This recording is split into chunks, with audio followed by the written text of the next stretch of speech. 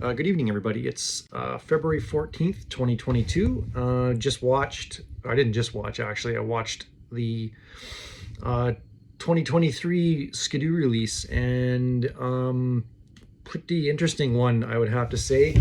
Forgive my face, it's a little red. I was riding this morning and pretty cold and pretty windy, and did about 170 kilometers, and wanted to get back in time to actually watch the announcement. And then I just got in from doing horse chores in the cold. So I figured I'd sit down and just go over everything. There's actually a lot going on in this lineup, not even just with the G5. Kind of what they've peppered through the lineup and how they've changed things is kind of overwhelming and can be really confusing, especially when you're first looking at it, because there's such a mix of like Gen 5 and Gen 4 and these new Neos and Neo Plus sleds, and then how does that fit in with the sport sleds? And then, you know, they basically got rid, or they changed a couple things around with the sport utility and focused the free ride a bit more. And anyway, let's jump into the Gen 5. That was the big announcement, obviously, and the summits. That's a whole sidetrack we're going to get on, but let's just do the G5 in general.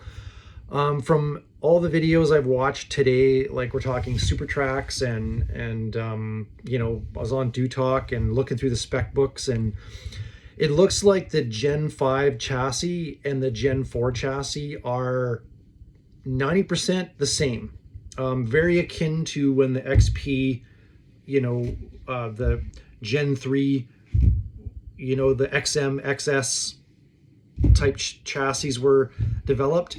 Very similar to that, although some big differences is how the 850 engine and I think subsequent future engines put into this chassis will be mounted. So they went from a 3-point mounting cradle to a 4-point mounting cradle. I don't know the specifics of where things are and how they moved it around.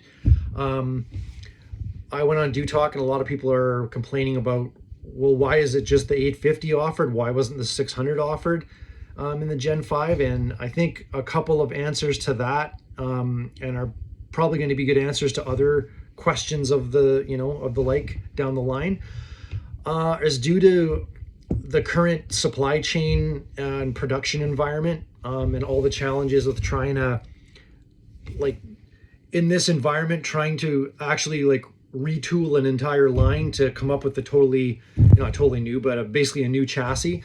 So this will require, the 850 now has to have, I'm not sure if there's 850s in the Gen 4 chassis still, but regardless, the 850 essentially has to have new castings to handle this extra motor mount, or the reconfiguration of the motor mounts.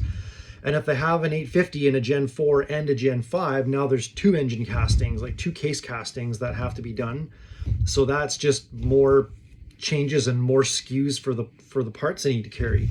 So that's a challenge. And, you know, I sense there's going to be a pretty focused migration of engines from the Gen 4 to the Gen 5. I actually think they're going to keep the Gen 4 around for a while.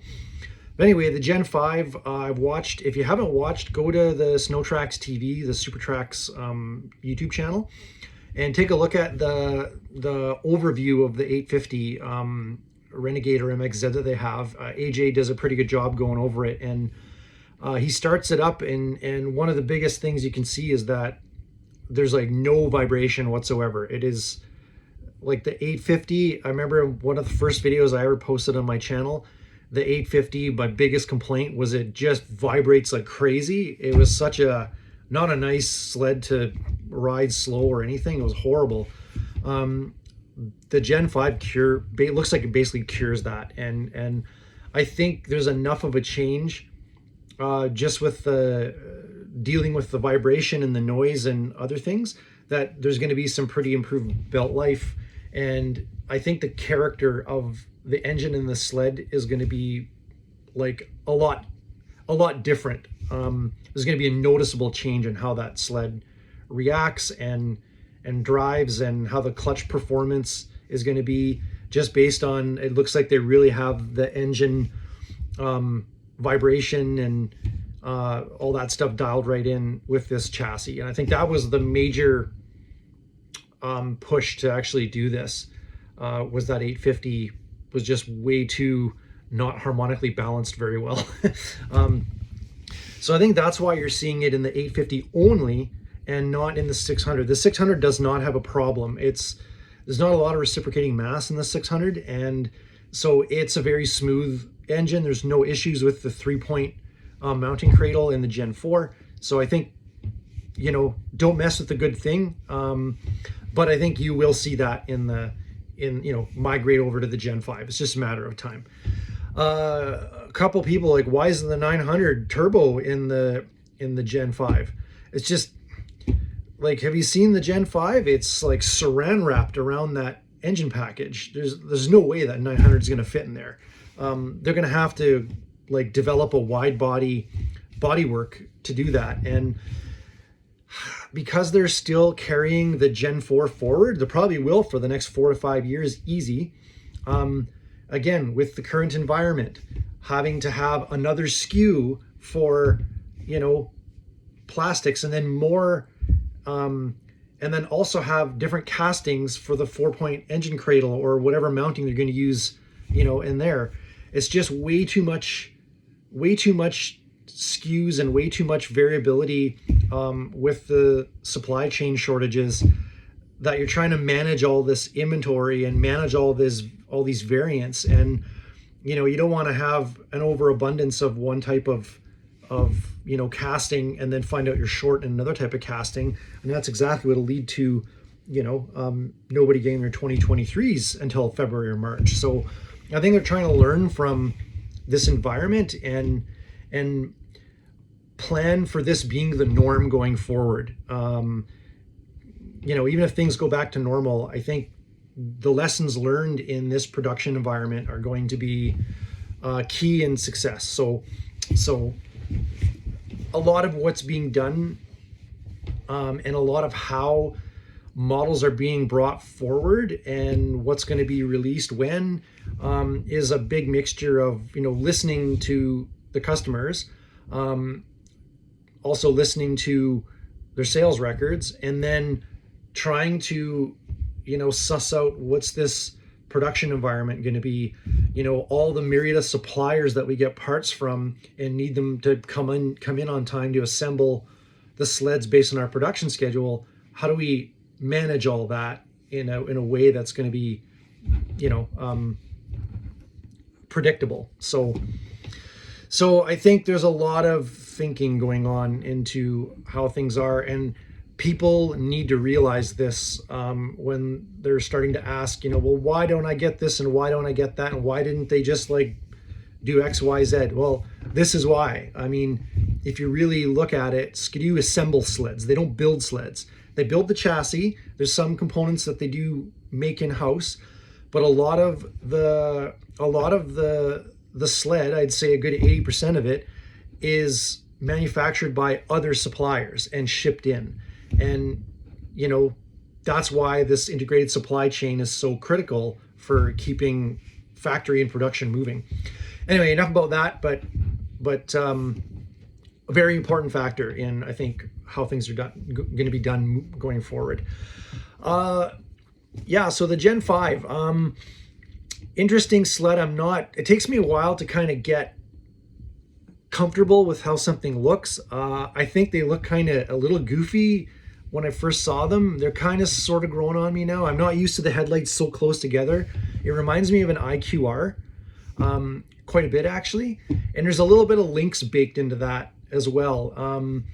I find that they look beach ball-y, like they're the same length front to back, like the body style is the same length front to back as the height as the width. So it's very just round looking.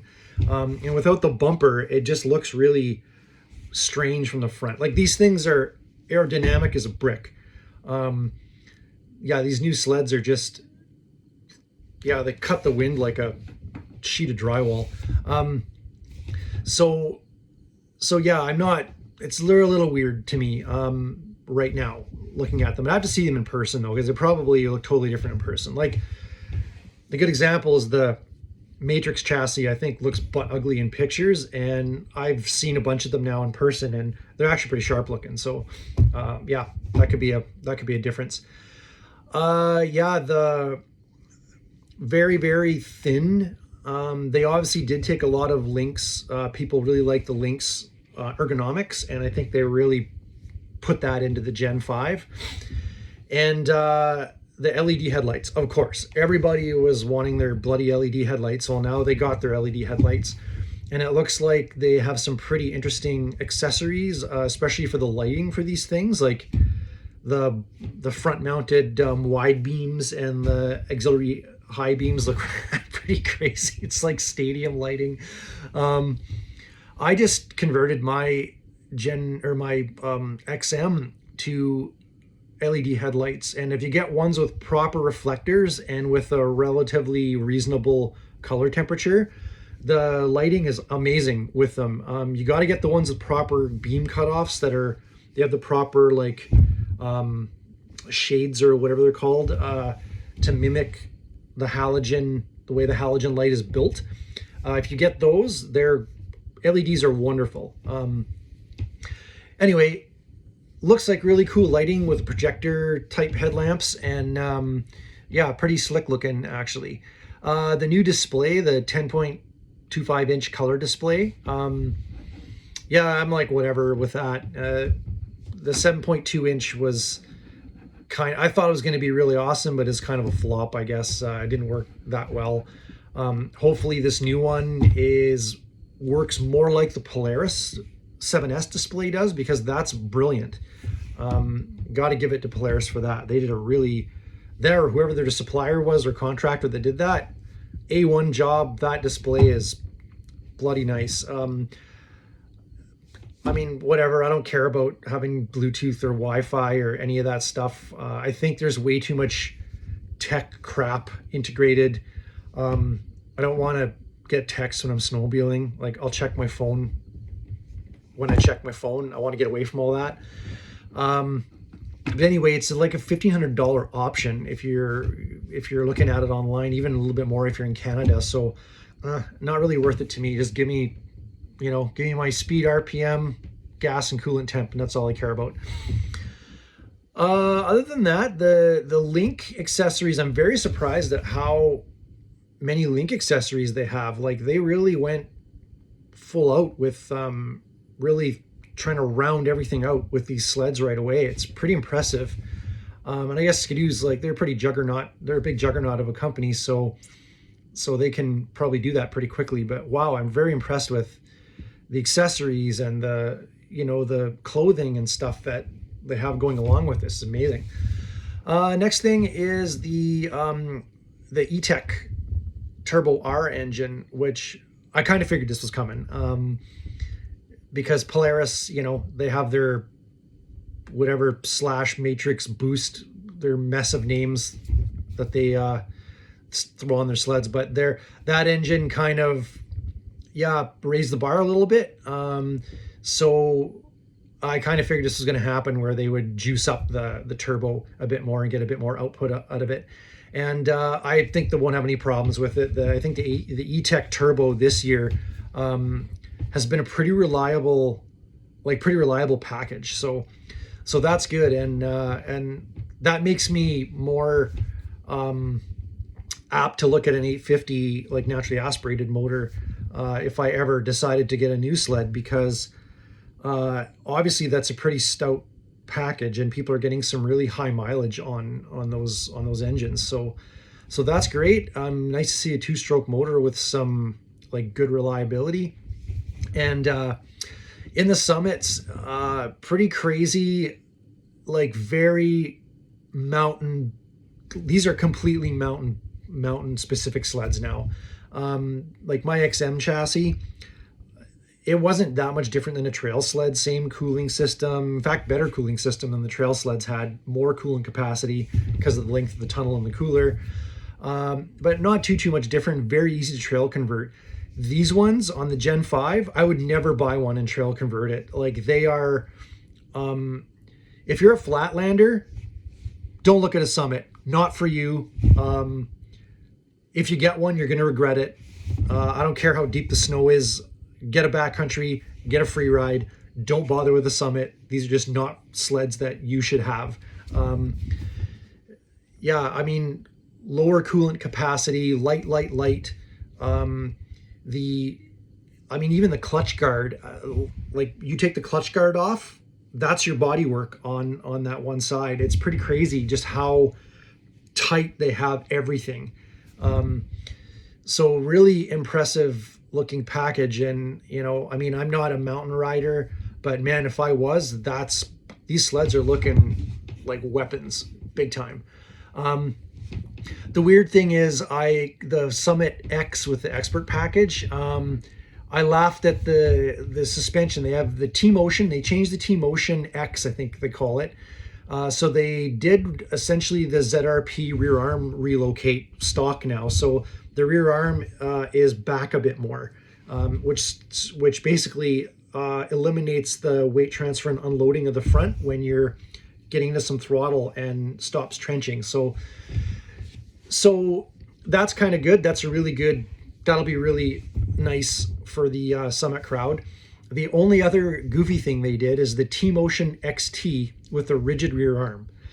So a T-Motion XT with a rigid rear arm is a C-Motion with a rear arm relocate. So they basically just converted it back into a C-Motion again. I'm pretty sure it still has a split front arm, but regardless, it's just a funny naming thing. This is going to be a really good change for the Expert package because I know T-Motion, when you're trying to do something really specific, it kind of gets in the way. And yeah, I'm not a fan of it, but I think this is going to be a really good change. And also the Powder Max with the full width rods is going to be nice too for that. The rest of the Summits are basically the T-Motion and the Gen 5 Deep Snow platform, which is like 100% mountain focused. The Summit Edge they still have, which is nice, and I believe that's the one with the very very thin ski stance and the short tunnel as well. And they still have the SP versions and whatnot.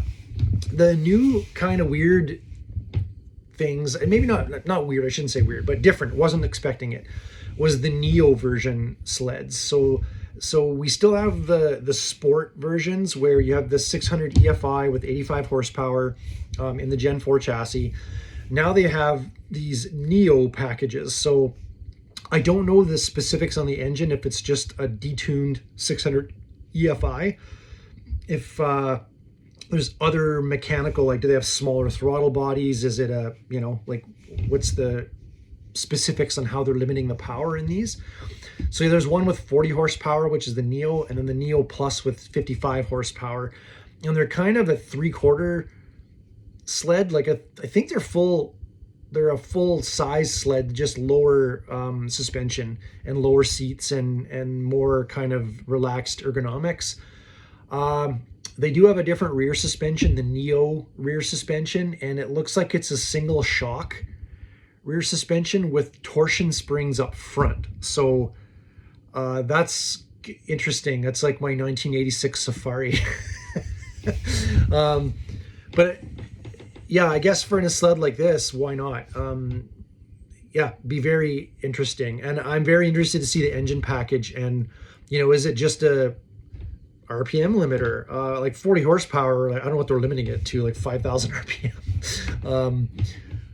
But this will be interesting to see, what happens here. And these will probably sell very, very well, because sometimes a 600 EFI, even that is a bit too much power for some people. And I think maybe not the Neo, but the Neo Plus at 55 horsepower, that's basically like your 500 cc fan cooled right there.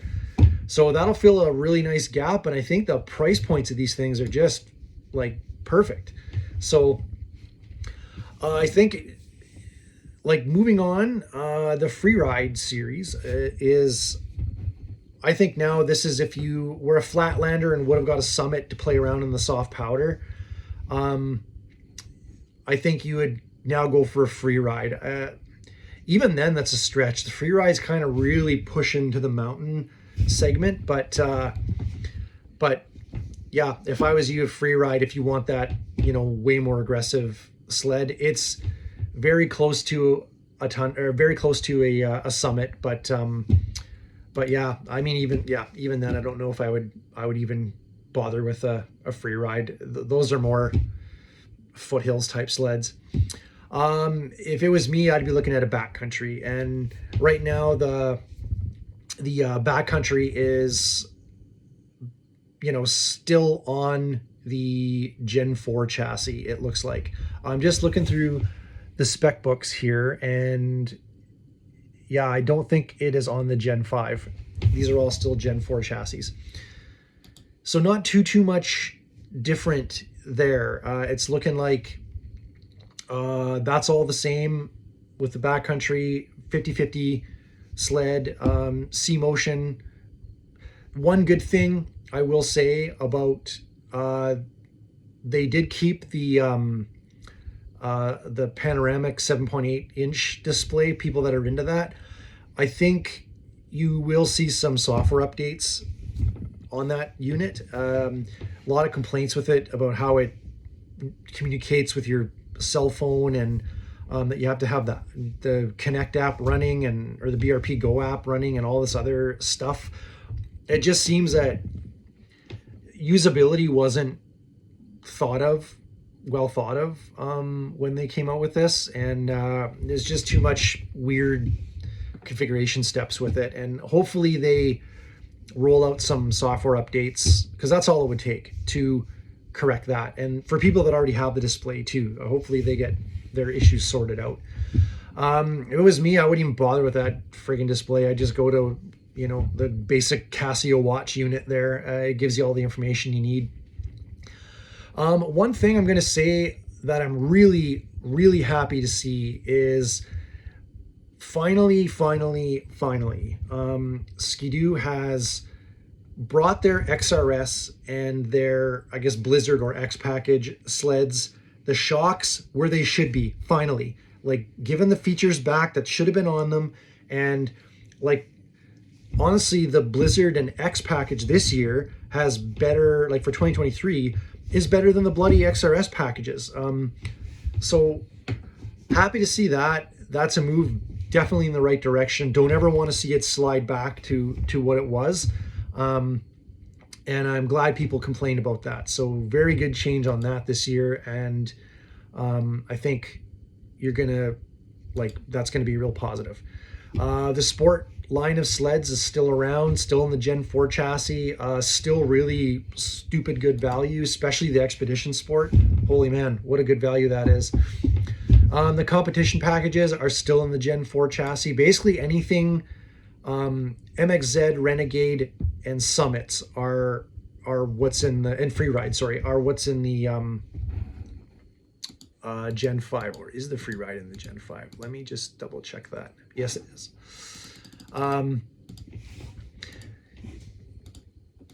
Yeah, so the Renegades, yeah, I mean, I'm finding the product line a bit confusing, because it looks like they have, for the MXZ, they've got the MXZ Sport, the Adrenaline, the XRS. It's like simple product line.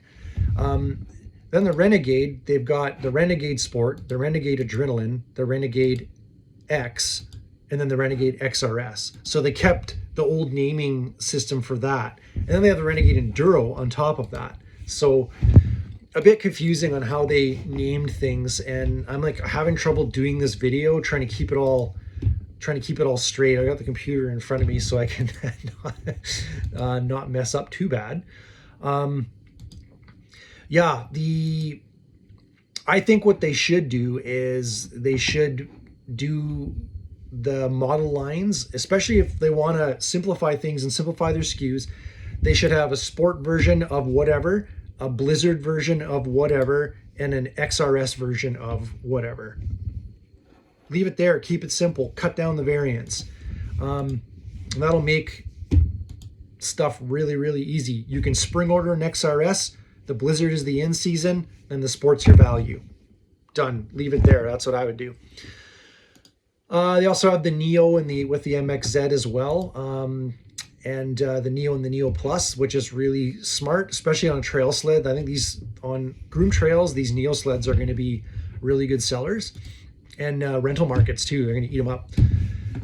One interesting thing is the MXZ 120 and 200. So did a bit of digging, and I mean, it's pretty obvious. The 200 for sure. I don't know about the 120, but I think the 120 as well. These are Yamakats. Skidoo didn't build these.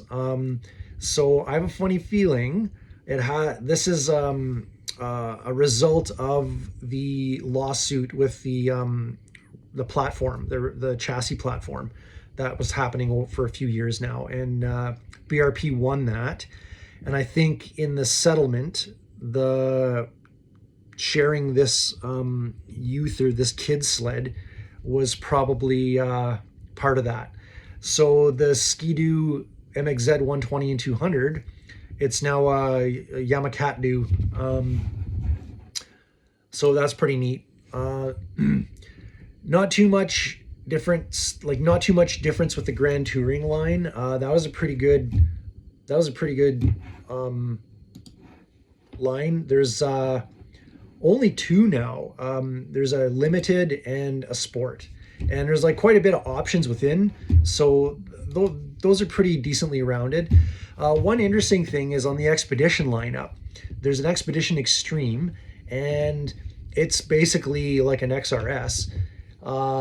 And you can get the 850 and the 900 Ace Turbo R in that now. So that's really good.